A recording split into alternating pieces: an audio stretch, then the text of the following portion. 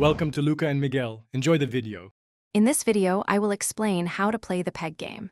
This classic puzzle challenges your strategic thinking and spatial reasoning.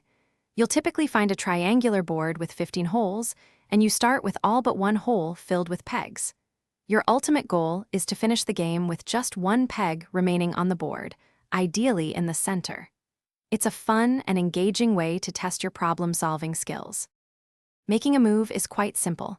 You select a peg and jump it over an adjacent peg, landing in an empty hole directly beyond it.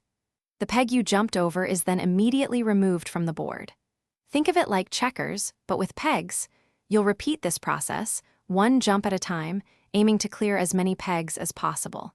Each successful jump reduces the total number of pegs on the board by one.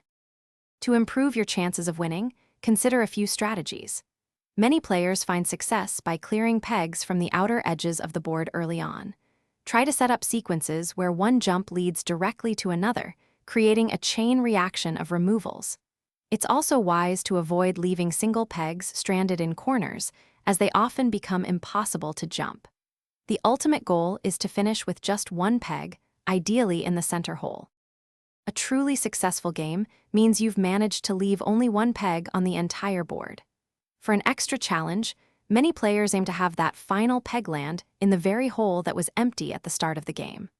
While the triangular board is common, there are many other peg game variations with different shapes and numbers of holes.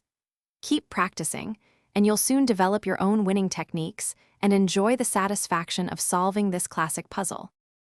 Thanks for watching and please subscribe. It's the best investment you'll ever make.